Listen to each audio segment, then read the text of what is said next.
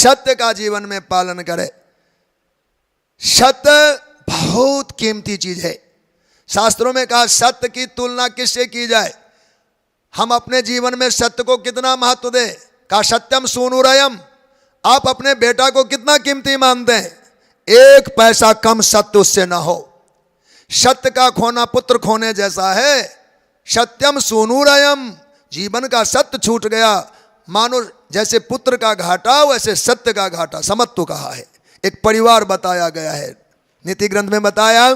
हम लोगों के परिवार बहुत लंबे चौड़े हैं, भाई बंधु परिवार परिजन सब हमारे हैं, रिश्तेदारी बहुत लंबी चौड़ी है। कहा इससे हटकर भी एक परिवार है, उसमें कहा धैर्यम यस्य पिता क्षमा च जननी भ्राता मनः संयमः। सत्यम सूनुरयम दया च भगिनी शांतिश्चिरम गेहिनी। सज्जा भूमि तलम दिशोपि वसनम ज्ञानामृतम भोजनम एते जस्य कुटुंबिनो वद सगे कस्मात् भयम। पौरुषम व पुरुषम, का उस पुरुष को, उस साधक को संसार में कौन डर रहा गया, कैसी चिंता शेष रह जाएगी। किसके लिए? का जिनका ऐसा परिवार हो। धैर्यम यस्य पिता, पिता का स्थान धैर्य ने ले लिया हो। धैर्य जीवन में हो अर्थात पिता हमारे जीवित हैं ऐसा मानो। धैर्यम यस्य पिता क्षमा च जननी, अगर जीवन में क्षमा गुण है, किसी के किए अपराधों पर में आपको दया करुणा क्षमा आ रही है, आप क्षमा करना जानते, मानो आपकी मां अब भी है। क्षमा च जननी। भ्राता मनः संयमः, मन संयमित है तो जानो आप अकेले नहीं हैं, आपका एक भाई आपका संयमित मन है। संयमित मन भाई का दायित्व पूरा करता है। मन संयमित हो। सत्यम सूनुरयम, सत्य को आपने जीवन में धारण किया, जानिए पुत्र है आपका।